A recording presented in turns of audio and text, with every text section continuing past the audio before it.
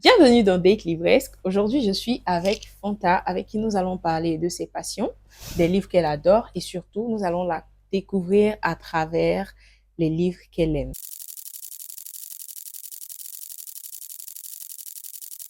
Bonjour Fanta. Bonjour Annie. Est-ce que tu peux te présenter à la caméra et nous dire ton livre préféré?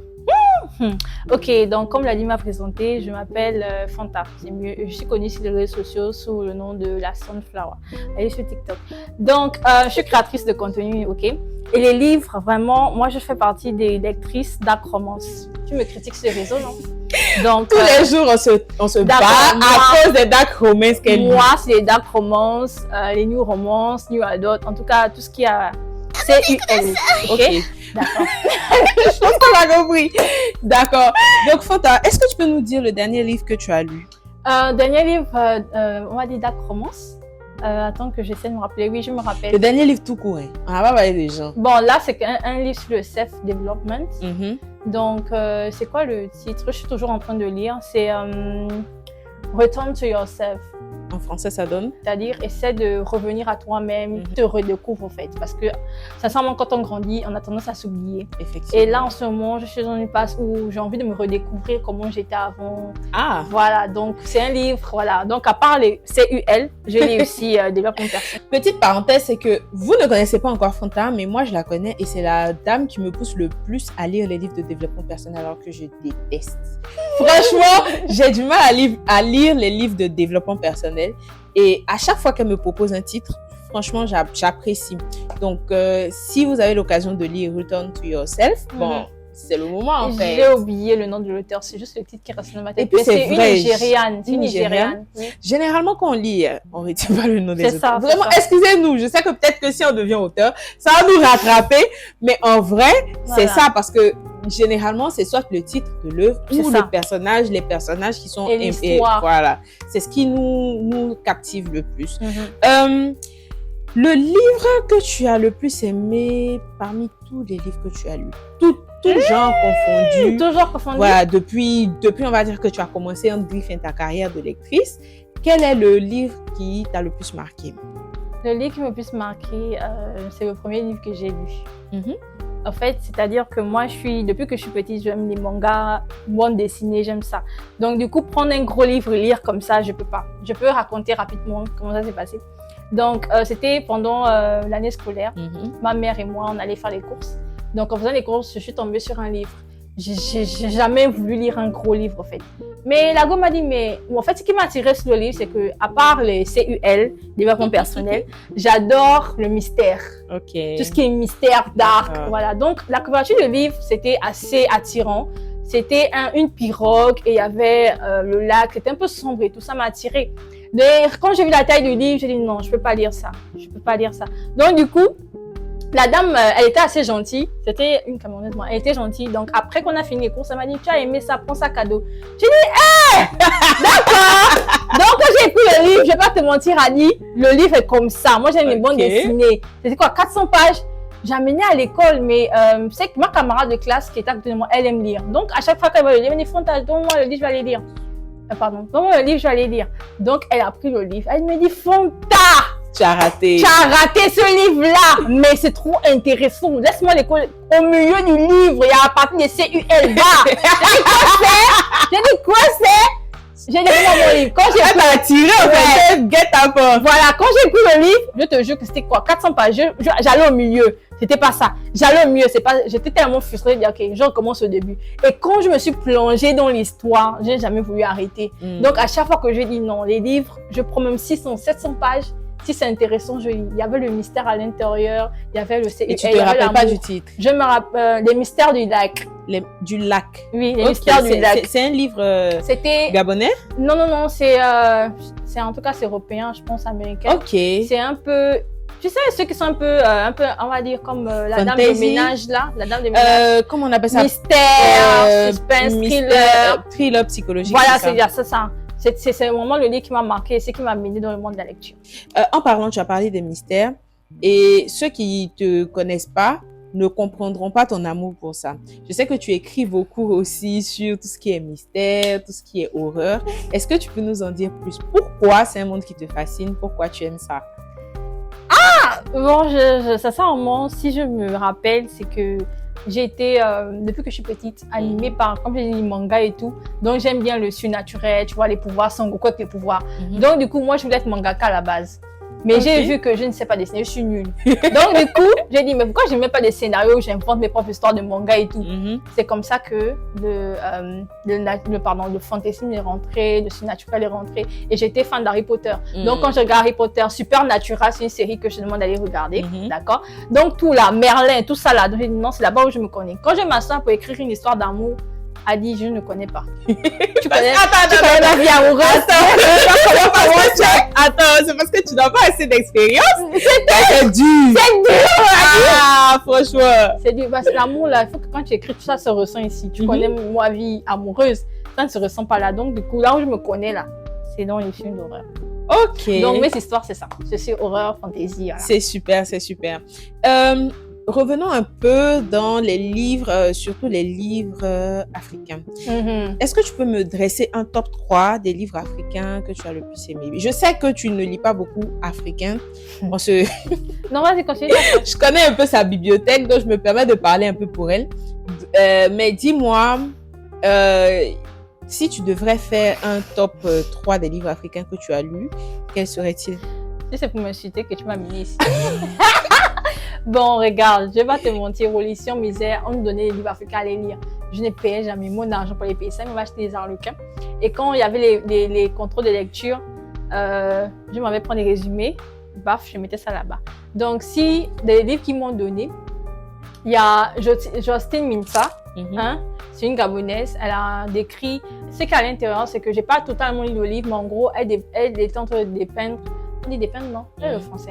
Elle dépeindre le peuple gabonais. C'est-à-dire que nous sommes les Mabous heureux. Donc, cette phrase m'a tellement marqué que je me suis dit, oh, elle a eu quand même le courage de parler du Gabon, comment on était Mabou heureux. Et jusqu'à un moment, on est Mabou heureux.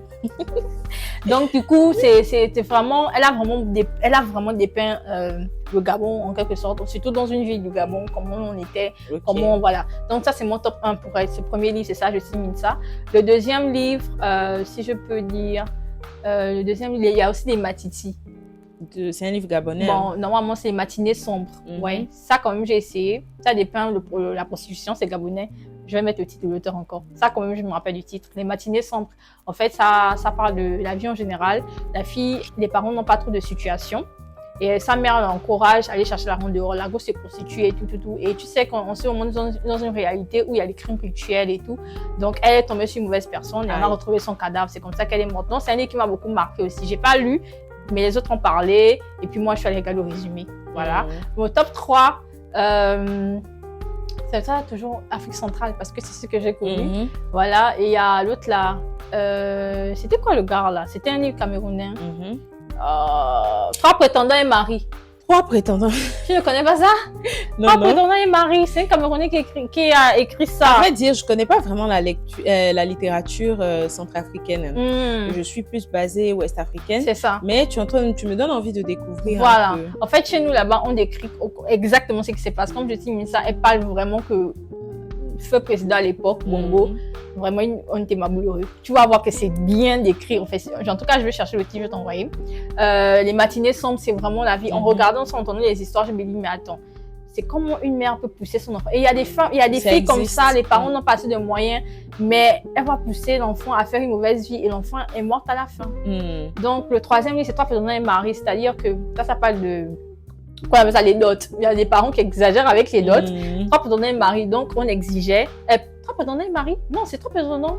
J'ai oublié le titre, pardon. Après, Seigneur. 3 prétendants. En tout cas, après, tu vas mettre le titre ici. J'ai oublié. Mais en tout cas, c'est comme tu vois, c'est tout de mariage. La fille est là et puis il y a 3 prétendants. Ok. Voilà. Donc, tu vois un peu. D'accord. Moi, par contre, je pense que la seule autrice qui vient de l'Afrique du Centre que je connais, c'est Emily Boum, que j'ai adoré lire. Emily Boum, elle est camerounaise. Elle a écrit... Ah, je connais 2. Il y a Djaili Amal qui est aussi camerounaise et il y a Emily Boum. Emily Boum, elle a écrit Des jours viennent et passent, un livre qui parle des gars là. Les djihadistes, bon. Non, oui. J'ai oublié leur nom. Boko Haram. Voilà, Boko Haram. Et elle a parlé de comment des jeunes personnes ont grandi, comment ils ont été attirés par Boko Haram, comment certaines choses se sont passées. Et franchement, l'environnement du livre se passe entre la France et le Cameroun. C'est vraiment intéressant. C'est un livre qui m'a marqué.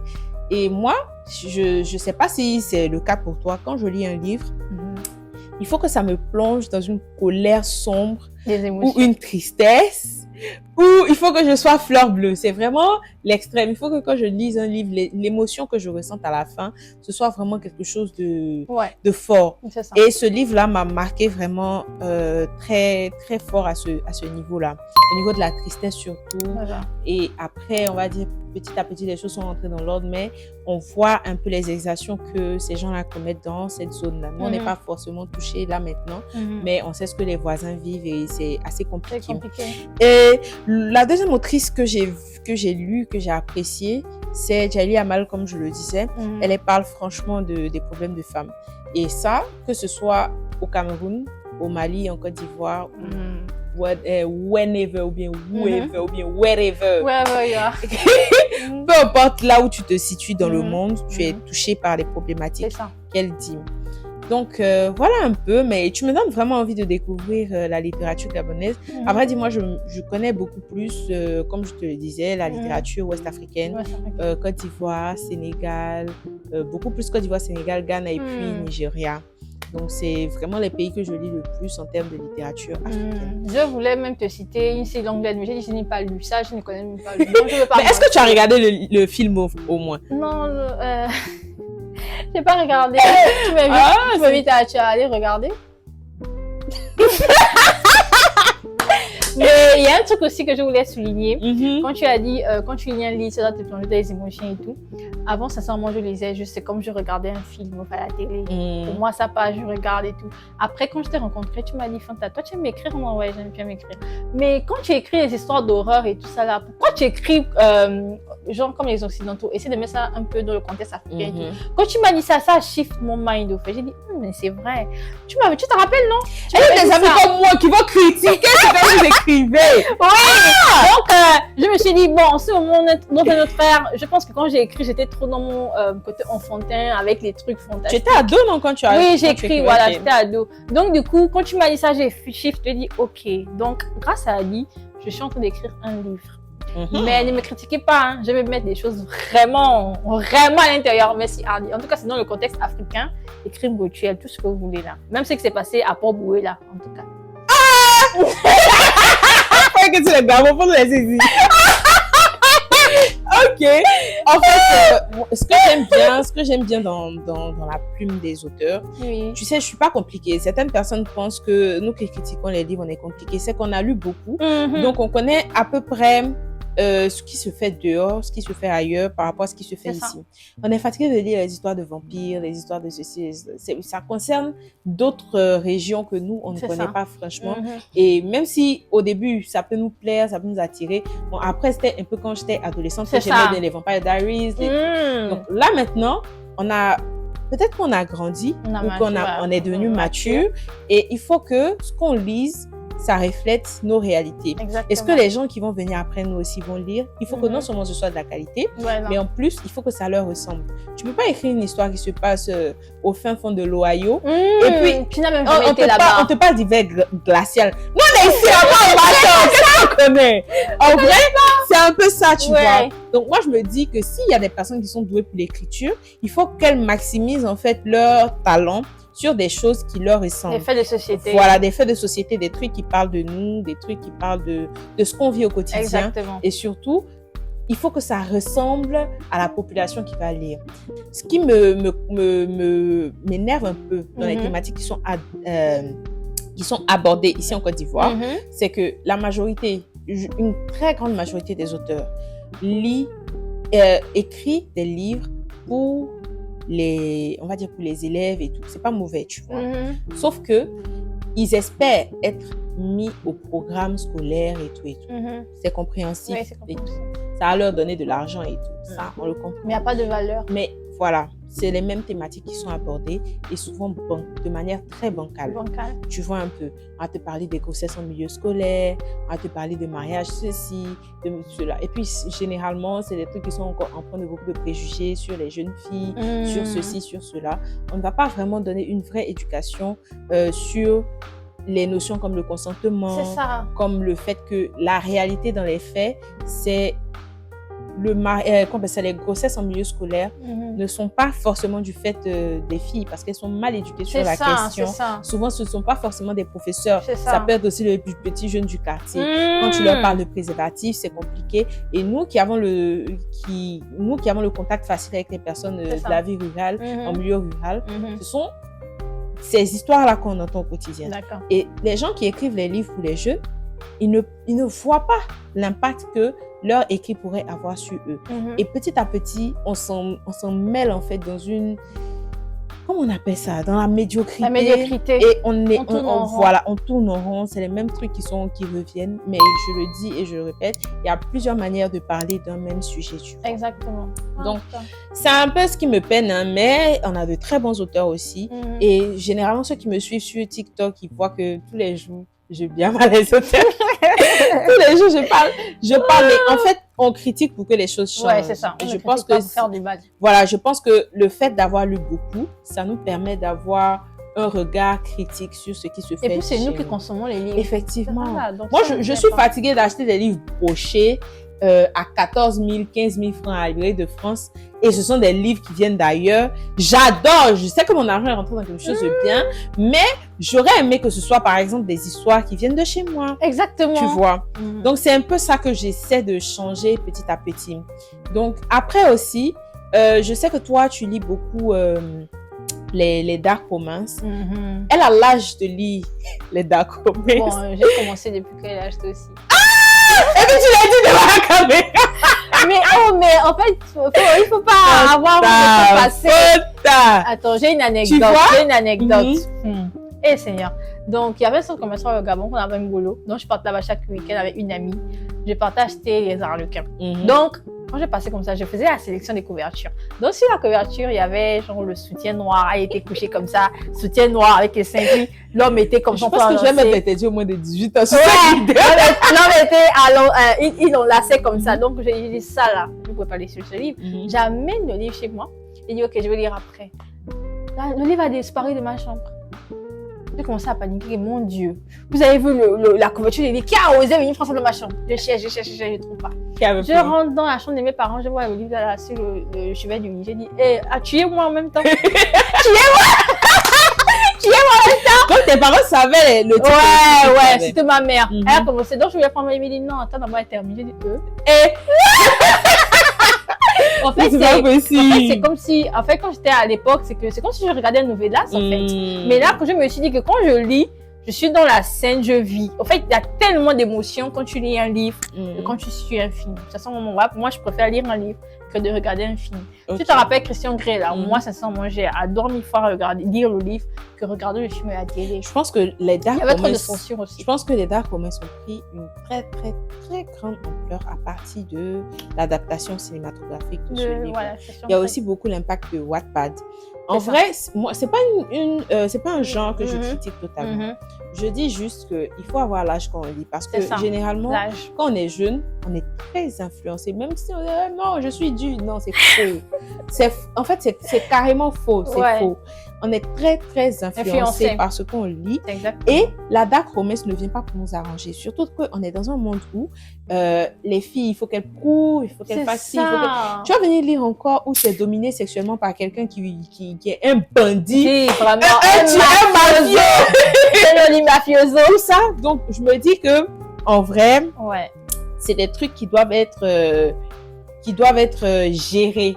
On peut lire peut-être progressivement. Et puis, ça ne fait pas de nos cultures. C'est chez les... Effectivement. Non, mais en fait, quand ça se rapporte à nous, là, quand ça se rapporte à nous, on a d'autres dérives qu'on peut observer. Il y a des filles qui vont se mettre dans des relations avec des anciens prisonniers. C'est pas mauvais, hein, je ne juge pas. Mais ce sont généralement des très jeunes filles qui vont se mettre dans des relations avec des personnes au passé douteux. C'est ça. Au passé douteux. Ou bien toi, tu es une adolescente, tu as 16 ans et puis toi, ton gars fume et puis il fait la fête. Je te dis, ouais. Bon, après aussi, moi je dis que ce sont des... Non. Ce sont des personnes qui sont jeunes. Généralement, quand les jeunes, on est attirés par ça. La fête, les cigarettes, parce qu'on trouve que c'est... Drogue, hein. Voilà, oui, on trouve que c'est branché. Moi, dans mon entourage, pendant mon adolescence, j'ai connu des gens qui fumaient, j'ai connu des gens qui se droguaient, même à l'école. C'est des trucs qui font partie de notre quotidien. Ouais, mais imagine que tu lis un livre qui te dit, bon, ouais, c'est quelqu'un qui fait ci, et puis on le décrit de manière vraiment très sexy. Merci. Et tu vas te dire, ah, mais c'est bon, c'est bien en fait. Et un jour, Exactement. tu testes et petit à petit, tu te retrouves dans un engrenage où tu ne peux plus sortir. C'est ce que je n'aime pas en vrai dans la dark romance. Bon, après ça, je lis un peu de soft dark romance. Ouais, vraiment, soft. Très dilué, quoi. Romance, ouais, non, pas new romance. New romance, je lis, mais genre, il y a des livres de dark romance que je tolère.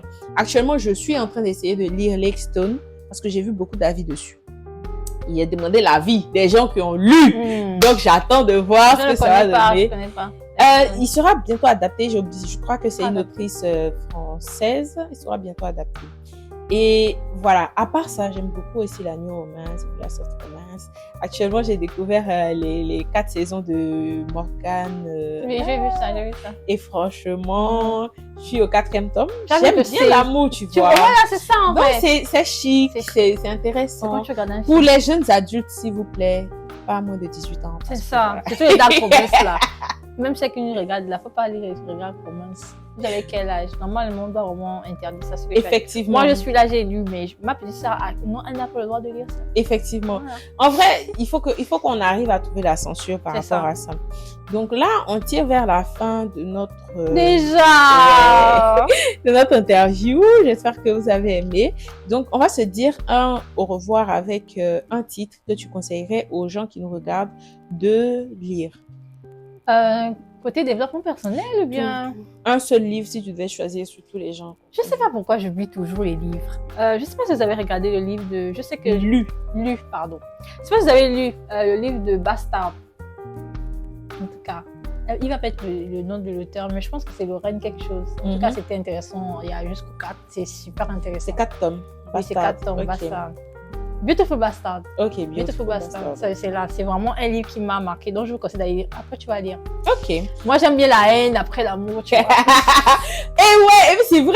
J'ai oublié de dire un truc c'est que j'adore par-dessus tout dans toutes les histoires, c'est le scénario Enemies to Lovers. C'est ça. Wow.